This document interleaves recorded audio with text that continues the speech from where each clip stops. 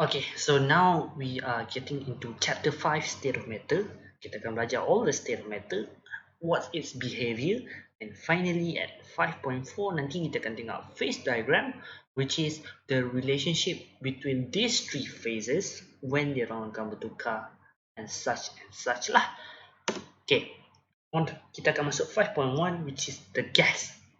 Kita akan tengok all the laws yang govern the behavior the gas, and kita akan tengok dia punya assumption untuk for an ideal gas, which is gas yang just behave very linearly ataupun dia akan follow this law lah, the very basic law, dia tak ada deviation langsung.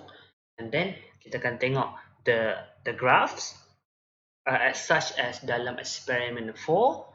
Kita dah tengok Bose dengan Charles, and then kita akan guna those law untuk buat calculation, then kita boleh determine the molar mass of a volatile liquid using gas law. And then Dalton's law is where kita akan tengok contohlah in a beaker, so in this sealed beaker kita ada gas A and gas B yang never react. Okay, Dalton's law cakap the partial pressure, okay, A ada pressure dia sendiri, B ada pressure dia sendiri, tambah dua-dua pressure ni will be the total pressure. Okay, also relevant to its mole fraction.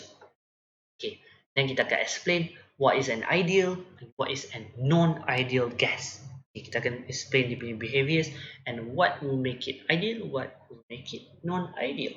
Okay, well, for the first theory, yeah, it is a theory of a kinetic molecular theory where kita do a few of assumption untuk those gas to be ideal. Okay, in a perfect world, gas ni memang super perfect. What are the assumption kita ambil? So the very first thing is kita tengok is the volume of the gas is negligible, where the gas particle is very small. It's very small. So kita just imagine, yeah, the gas is in this beaker. Okay, this beaker, contohlah it is 1 liter punya beaker. And we masukkan gas, contoh gas A. We will assume that the total space here is still 1 liter. Okay, even though the gas already occupies the beaker ni lah. Okay, kita bayangkan macam gas tu tak ada volume langsung. Okay, next is the intermolecular forces is negligible. Okay, tarikan between the particle with its own particle ataupun other gases is negligible. Okay, tak ada langsung tarikan. Where we learn on chapter 4, we have van der Waals and hydrogen bonding kan. So kita bayangkan those forces tak ada. Next is the collision between gas particles. Okay, where the gas particles in a beaker, okay, diorang bergerak. They do not sit still, right? This gas particle dah banyak, and diorang bergerak. Okay, what happen when diorang bergerak? They tend to collide with each other. Okay, we assume that this collision are elastic. And what is elastic? Elastic means that there's no energy loss. Contohlah, this particle collided with this particle, right? Diorang bertembung. What happened is diorang just bounce back. Like nothing ever happened. Diorang do not even lose a bit of energy. That is our assumption. Okay.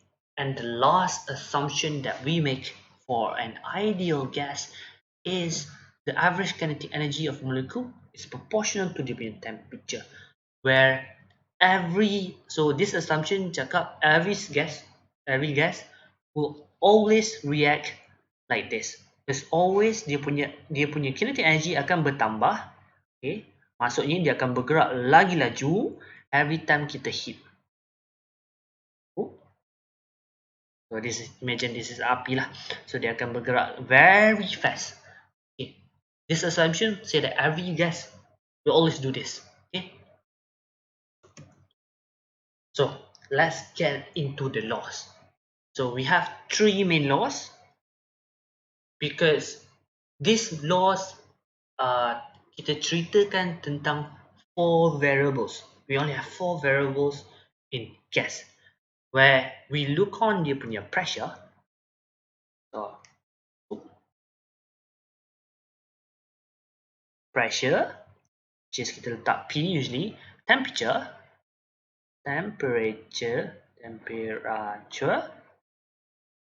T, volume,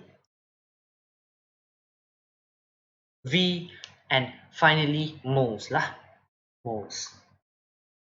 N. Okay, so in question usually dia orang tak cakap sangat pasal moles because usually kita akan cerita about one gas which is dia tak react. Okay, so kalau dalam question usually dia akan bagi tahu whether it is constant temperature ke atau constant pressure ke ataupun both. Okay, so this law is based on the variables and dia cerita okay, if kalau kita constantkan temperature, maksudnya in the beaker, dia punya temperature kita keep the same. Whatever happen, dia punya volume ke pressure berubah, kita keep the temperature the same. Okay. This result in a relationship of P and volume, pressure and volume, where kita keepkan the temperature the same, the pressure is inversely proportional to the volume. Apa maksud pressure is inversely proportional to the volume? Is kalaulah kita increasekan pressure, okay, the volume would decrease, right? So it is inversely proportional. So untuk form a relationship to get into equation, sebab kita need equation untuk do calculation lah. So untuk form this, kita tukarkan untuk jadikan dia equation, we need a constant. So cara kita nak buat constant is when kita ubahkan semua to one side. So saya bahagi je darab lah, PV is equal to constant. So maksudnya kalau at constant temperature, the pressure kita darab dengan volume will always be a constant, same number, right? So maksudnya kalaulah at one je, contohnya ni is volume dia 1 liter and the same thing kita ubah volume dia besar sikit, which is volume equal to 1.5 liter, alright, the pressure should also follow this by having an inversely proportional relationship. So and the temperature kita keep the same lah, temperature kita constantkan. So the question usually akan tanya kalau contoh beaker tu start dengan pressure at contohlah 1 atmosphere, and then apa jadi bila kita besarkan ataupun kecilkan the beaker, the same beaker bukannya beaker lain, into, okay, in this case kita besarkan to 1.5 liter. So what happened now? What happened to the pressure? The pressure mestilah berubah sebab they need to follow Boyle's law to keep the relationship inversely proportional. Okay, so kita nak tahu dia punya pressure. So how nak jawab dia is usually akan macam ni lah. Kita so 1 then darab dengan another 1 equal to pressure kita tak tahu berapa, and then dia punya volume is 1.5. So kita dapat tahu pressure dia by 1 over 1.5. Dapatlah pressure bila kita besarkan. Okay, that is Boyle's law. But now what we are keeping constant, okay, just remember untuk semua ni we keep also constant moles sebab kita tak reactkan the gas with anything. Okay, Charles law kita keep constant pressure pula. Okay, Untuk these two, kita keep temperature and moles constant. Untuk Charles, is pressure and moles constant. Okay. What happen kalau kita keep constant pressure for Charles pula? The same thing happen. We also get a relationship which is directly proportional. Volume directly proportional with the temperature. Cari constant dia. So we have this punya equation which is V1 over T1 equal V2 over T2. It means bukannya system 1 and system 2, it is the same system, okay, same closed system where contoh volume dia start with 1 liter and temperature at that point is 280 Kelvin, and then kita tengok what happen kalau kita kecilkan. Okay, and remember the temperature is in Kelvin. Kelvin is the SI unit of temperature. Yes, kita banyak guna degree Celsius. Degree Celsius is not an SI unit. Okay? SI unit dia is in Kelvin. So nak buat calculation, you need to change in Kelvin. Kalau tak, it will be salah you punya calculation. Okay, next is Avogadro, where kita pressure kita constant, temperature pun constant. Apa yang berubah? Now, the berubah is volume and moles. If kita pressure pun kita do everything untuk keep it constant, temperature pun keep it constant, what are changing are the moles. Okay, so the moles are directly proportional to the volume. Thus we have this main equation. Okay, so this equation, remember, it will not be given to you. Remember, okay. From those three law, kita campur Bose dengan Charles law, kita masukkan dalam blender, we have a combined gas law. Okay. Combined gas law is when the only thing that is constant is dia punya moles. Moles tak gerak. So this is what we will get lah. And this is yang penting.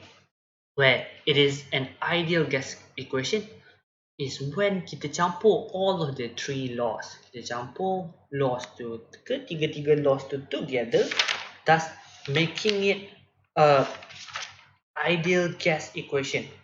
So ideal gas equation is PV equal nRT, where it is pressure, darat, volume equal to number of moles, N is number of moles, and R is the gas constant, and T is temperature in Kelvin. Okay, tak nampak lah pula. Okay, temperature is in Kelvin. Kelvin. Okay, from this ideal gas equation, we can modify the gas equation juga, the ideal gas equation. Right? So this PV equal nRT. Okay. Number of moles is equivalent to mass over dia punya molar mass kan? Betul tak?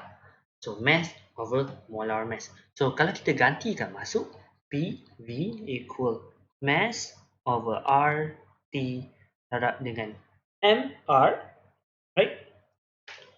So boleh tak kita ubah balik kalau MR ni pergi ke kiri, so the molar mass, cara nak cari molar mass is equivalent to dia punya MRT over PV. So MRT over PV, okay.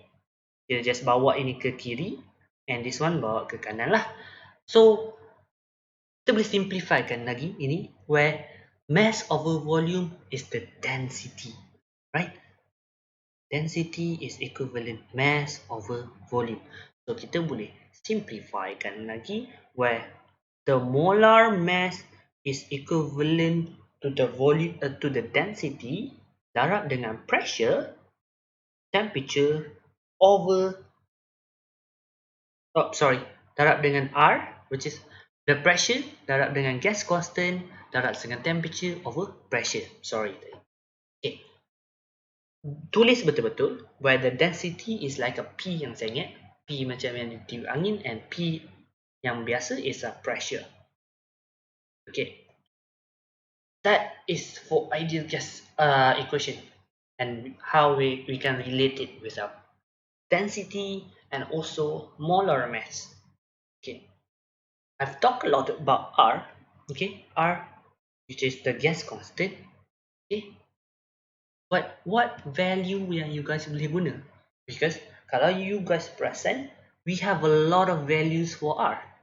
We have 0.08206 liter atmosphere per mole per Kelvin. Another one is we also have 8.13. Betul tak? Okay. So another gas constant is R equal to 8.13 joule per Kelvin per mole. Okay. Ada dua. And the values are quite different. 8.13 and also 0.082. Nak guna yang mana? Nak guna yang mana totally depends on you punya information and what you want to do. Okay, if every single information are given in an SI unit, okay, apa tu SI unit? Okay, pressure in atmosphere is not an SI unit. SI unit for pressure is Newton per meter square, right? Newton per meter square. Liter is in not also not in SI unit, which is volume. Kalau untuk SI unit is meter cube, and then Kelvin dah correct, mole is mole lah. So untuk SI unit, kalau dia bagi pressure dalam Newton per meter square and volume in meter cube, we use this. Kalau dia bagi dalam atmosphere punya pressure is in atmosphere, we use this, and dia punya volume dalam liter, we use this value of R. Okay, so that's the two different.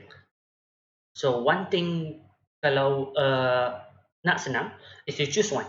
Either you want to stick with SI unit, which is 8.13, so everything you akan kena tukar ke SI unit baru you buat calculation. So this one is ramai lose mark in tak tukar. When you tak tukar ke SI unit, the correct one, jawapan yang absolutely salah. Okay. This one is also widely used sebab kita use a lot of measurement dalam liter lah. Even though dia tak SI unit kan. Liter is equivalent to dm cube. Right? Ditukarlah sini. 10 kuasa negatif 3 untuk dapat m cube. Right? So, first is the Boyle's law. Saya dah cerita tadi. Where the proportional constants a lot of time kita denote as K. PV equal to K, it means it is proportional lah. And the P1 V1 equal to P2 V2 usually denote as initial and final pressure. Where selalunya soalan dia akan bagi tahu these two values, which is dia punya contohlah dalam gas ni ada oksigen, dia punya pressure berapa, and then dia punya volume berapa, and then what the question say is dia akan do some changes in the system. Contohnya dia kurangkan pressure ataupun kurangkan volume. Dia kematkan the container. Thus sekarang dia punya volume dah kurang. Okay. Dia punya pressure kita tak tahu berapa, volume dia kurang. So you can use this punya equation lah. You can use Boyle's law untuk find dia punya volume. Alright. Untuk Boyle's law, dia punya graph, we have 3 graph. Okay. Kalau kita punya graph, kita look on the pressure versus the volume, kita akan dapat is inversely proportional, and you punya graph is like this. This is what you should get dalam you punya experiment 4. But if we are P versus dengan 1 over volume, which is this is dia punya relationship kan. So it will be linear, right? And the gradient is K. What is K? Is dia punya proportional constant. And kalau PV kita versuskan dengan P, which is a constant, and this is dia punya nilai constant lah. Okay, so Charles' law, we only have one graph, okay, where kita tengok volume is directly proportional with the temperature, and we have this sama je macam tadi, initial, which is a system, and then dia ubah something which is result in perubahan another variable. Contoh dia ubah volume, temperature dia jadi berapa. Okay, so Charles' law ada dua, because we often use Celsius in our daily life and calculation. So based on this, kita akan dapat tu, kalau you guna volume and temperature, dia punya relationship is directly proportional kan. So you will get a directly proportional graph. Tapi kalau you guna the temperature in degrees Celsius, you still get proportionally graph, tapi the graph will be dianjakkan ke atas. It will shift it upwards, where kalau you extrapolate, every time we extrapolate the graph, we always do dotted line, and sampai ke sini, you will get a value of negative 273.50. So this value are called the absolute temperature. The absolute temperature. So absolute temperature is bersamaan dengan 0 Kelvin lah. Kalau you tengok sini, it is 0 Kelvin. Ataupun it is negative 273.15. This is a temperature where kita find that the kinetic energy is 0. It is very hard to achieve, because even though tempat tu sejuk, Antarctica yang sejuk pun very hardly reach negative 273.15. 273.15, okay. You tahu kan, dalam a solid we have the particle bunched up very close together, but they also vibrate. Diorang bergegar. That is the residual energy. Tapi at 273.15 degrees Celsius ataupun 0 Kelvin, these particles, these atoms don't even move. Diorang just sit still. Yeah. So this is the graph of Charles' law. Sometimes the question will be will give you a graph, and you extrapolate from the graph the temperature.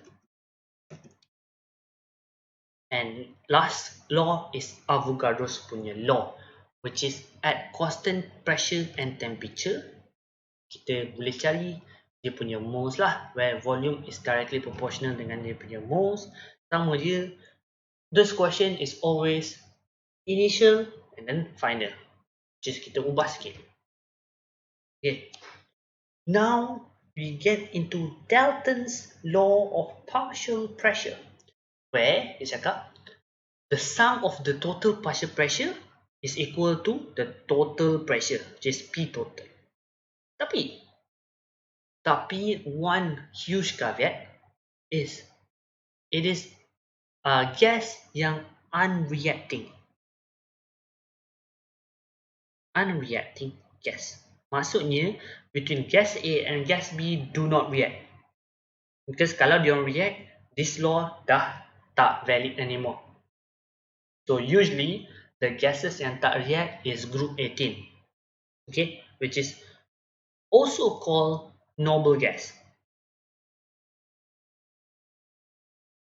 18 ataupun you call it noble gas.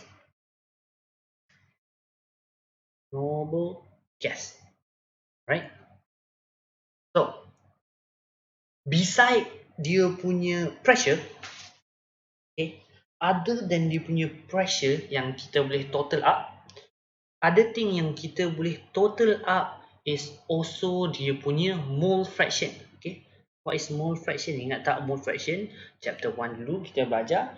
Okay, so mole fraction is, contohlah mole fraction A is equivalent dengan mole A over mole A tambah dengan maybe other gas, maybe mole gas B tambah mole gas C, which is mole gas yang kita tengok tu over the total moles lah.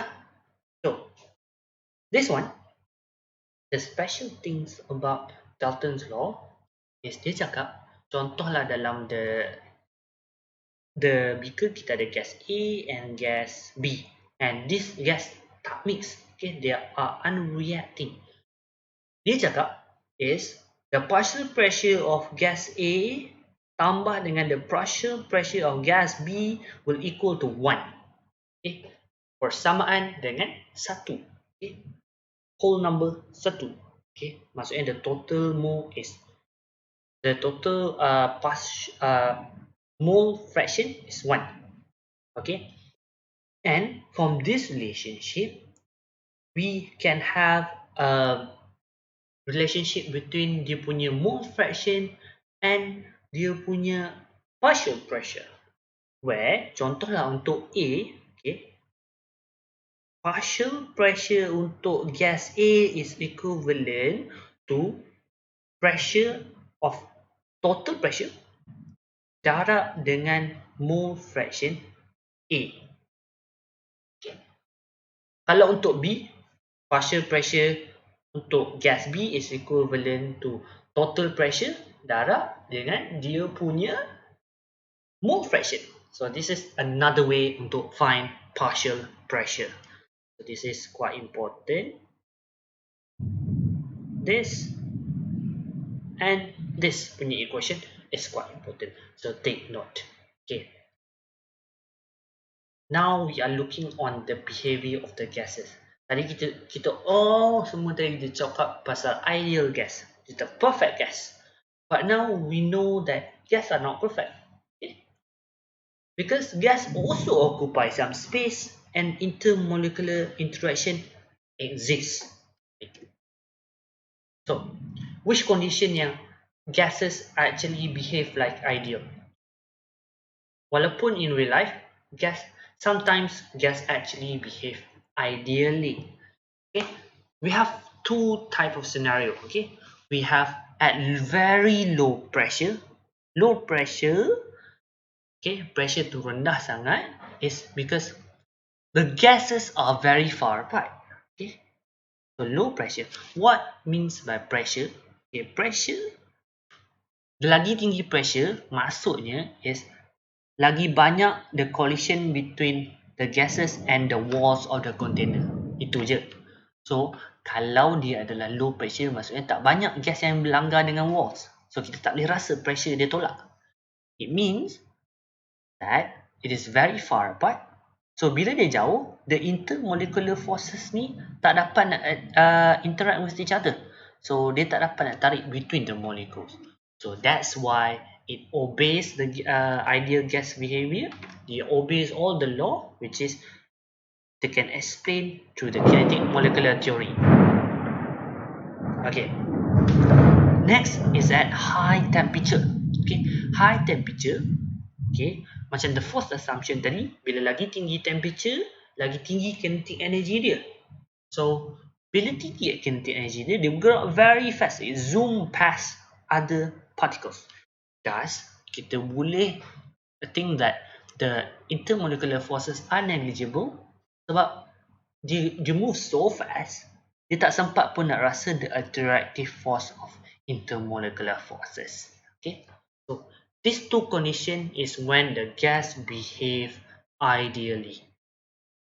Okay, so now we look on the deviation of the ideal gas law. Okay, so this is the punya ideal gas law punya equation kan. So PV equal nRT. So based on the deviation, we need to make some correction to this equation so that it reflects real gas. Okay, so the two things yang kita boleh ubah. So moles kita boleh ubah sangat. Oh my god. So moles kita tak boleh ubah sangat. And the gas constant is a constant. Kita tak boleh ubah sangat. Right? Uruh pula. So temperature, we don't really have assumption about the temperature except dia punya kinetic energy itulah. But it doesn't really factor into this. What really factor into this is our assumption about dia punya volume and the volume of the gas, okay, and also dia punya pressure lah. The pressure is affected by dia punya force of attraction. Okay.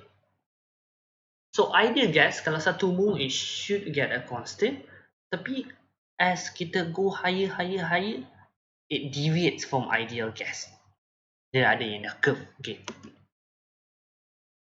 So kita nak kena adjustkan between the forces, between the pressure and the volume.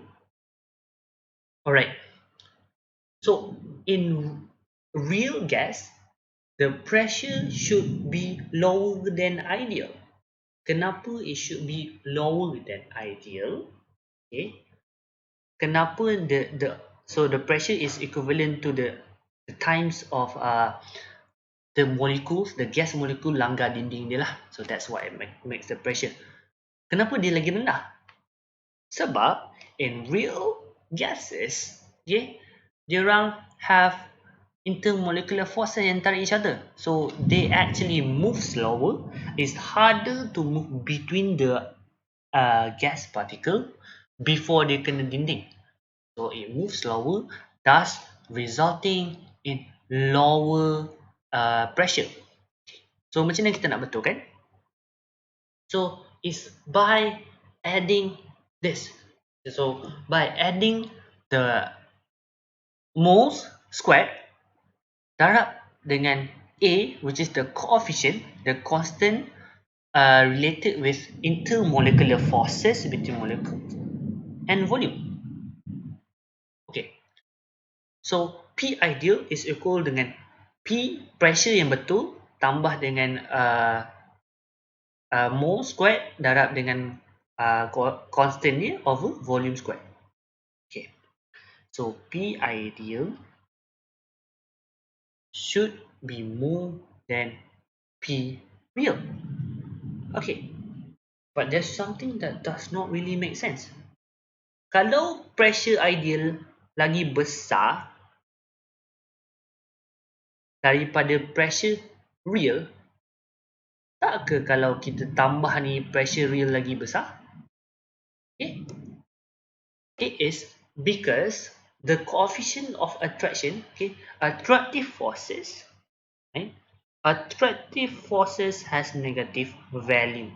So actually you tambah, thus the pressure will be lower.